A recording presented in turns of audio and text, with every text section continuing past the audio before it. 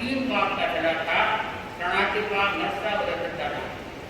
अब आ जा रहा है ब्रह्मचर्य का चौथा।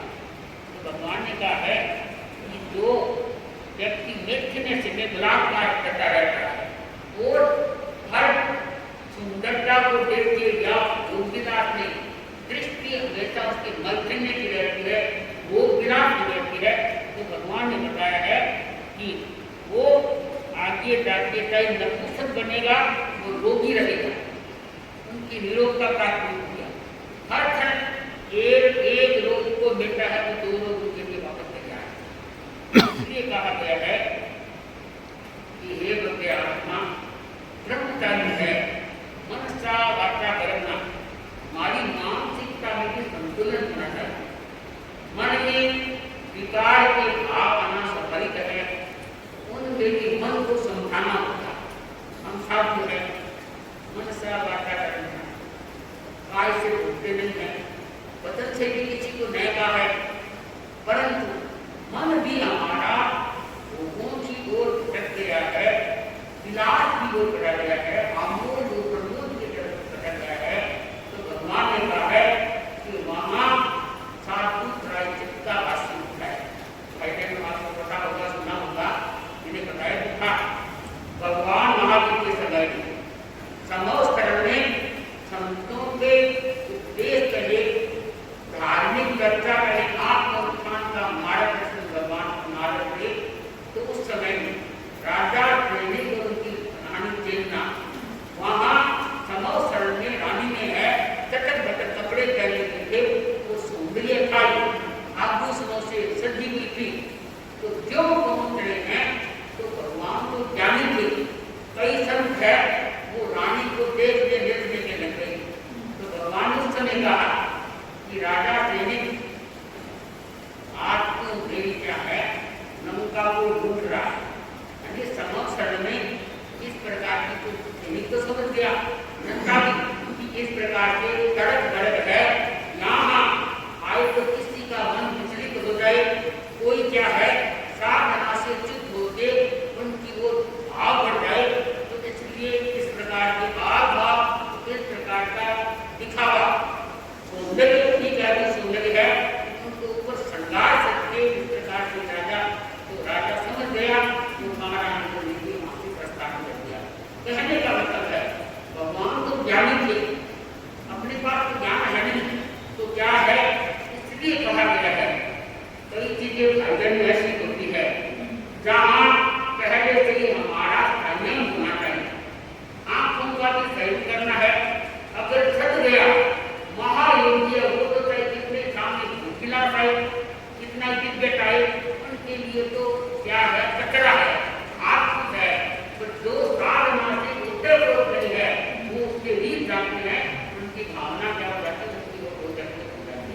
तभी तो कहते हैं, तो बताते हैं जिस किसी घर में संखरा है तो संखरा के साधु का हो गए ग्रस्त का हो, किसी को संखरा करवाया है तो उस कमरे में भी कोई को खाना पीना नहीं चाहिए और न संसार की बात करनी चाहिए, क्योंकि उन्हें तो संसार को त्यागने के लिए, इस भोग को छोड़ने के लिए क्या है संखरा से देखना प्रारंभ किया है। और अपन संखारे नहीं वो नहीं तो भाई देखो तुम्हारा वो तो कैसा आया हुआ है। एक गाँव में मैंने संखारा करता है तो वो साफ बता रही थी कि वो तो आ गया, उस भाई ने जो अपना रुपया दिया है वो दिया नहीं। मैंने उनको पूछा नहीं तो क्या बताइए, तुम्हारी को पता है, पता तुमने तो याद नहीं दिया, क्यों जितनी उनके मन में राग देश आएगा कि तुम मेरी बेटी खा गई या बेटा खा गया, उसको ये समझाओ कि मैं दिया तो अपना इतना ही था, कोई बात नहीं।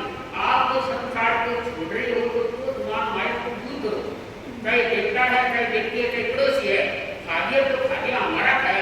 ये तो एक प्रशिक्षण हो गया, साधना को आगे बढ़ाने का मार्ग हो गया। और अपने उनको कहेंगे वो तो गुस्से है, उसको बुलाया वो आई नहीं, उनका गुस्सा है, उनको अग्नि क्रोध की अग्नि प्रज्वलित हो सकती है। तो इसलिए बताते हैं कि किसी के घर में संखारा हो तो मैं उस कमरे में खाना चाहिए, चाहे कितना ही मनोबल पक्का है, और मैं ऐसी धर्म की बात करे, त्याग की बात करे, जप करे, तप करे, आलोचना करे, आलोचना सुनाए, उनको जैसे है पद्मावत वो आराम का सुनाई जाता है कि तो भी से सुनाई और उनको सुनाई जब करे, परंतु धार्मिक बातों के सिवाय नहीं चाहिए। जैसे ही साधु है, साधु के सामने अनाथ अनाथ की बात करें, वो बिना की बात करें, तो नया पहुंचा हुआ हो तो वो क्या है, गिरता को छोड़ देता है, भूल जाता है और साधना से चित्त हो जाता है। तो इसलिए कहा गया है कि ये भव्य आत्मा क्या वो तपस्या भगवान का है, वर्ष के अभाव में व्यक्ति शरीर डूब देता है, इस लोगों की डुबा देता है। तो अपना आया है व्यक्ति में, यानी नपुंसक बनेगा या भोगी रहेगा, उनका ऐसा ही रहेगा। और पांचों आ रहा है परिग्रह। व्यक्ति को कहा गया है कि परिग्रह यानी पैसा को इकट्ठा करता है, वो दान कभी करता नहीं।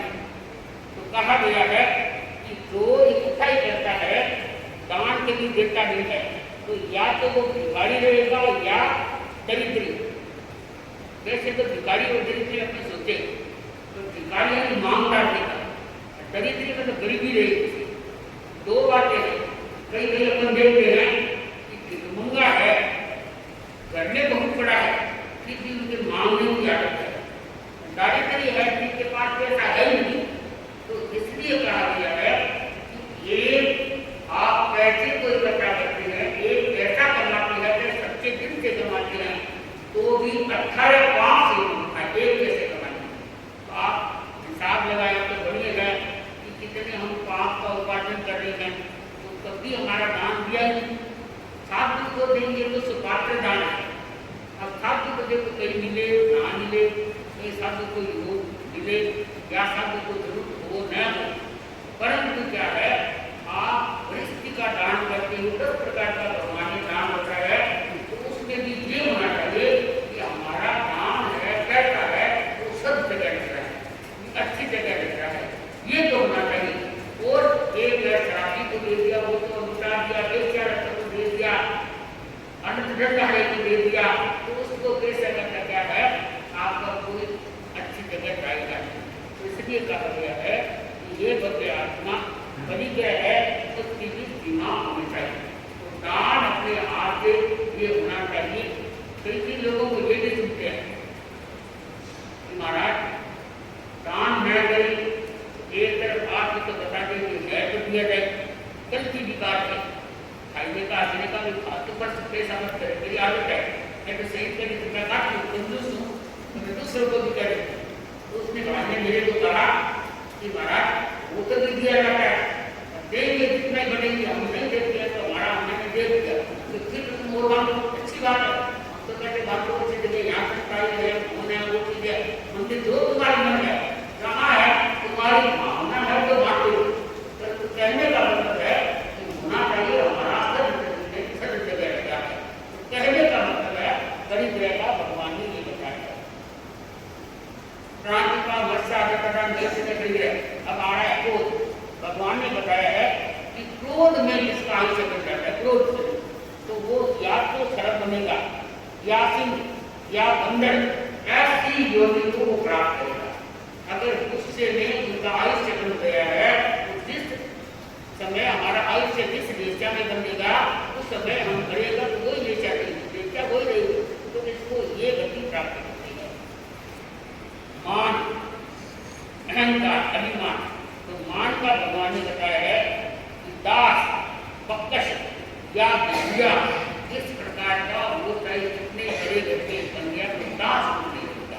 तो भाई बहनों, ये 7 आयु हैं, वो आगे आपको बताते रहेंगे। मेरे कहने का मतलब है कि व्यक्ति 18 पाप है, इनको समझ ले, समझ के हृदय हमेशा विजन करे, दिमाग में लगाए, चिंतन करे उठते समय कि कभी 18 पाप में मेरे कितने पाप लग रहे हैं, कितने का प्रायश्चित किया है, तो आगे न लगे ऐसा मेरा संकल्प उठाए तो मैं चरितार्थ करूँ। और मैं आगम को इसलिए पूरा उतना ही पड़ा है क्योंकि मेरे को ये देखा पूरा करना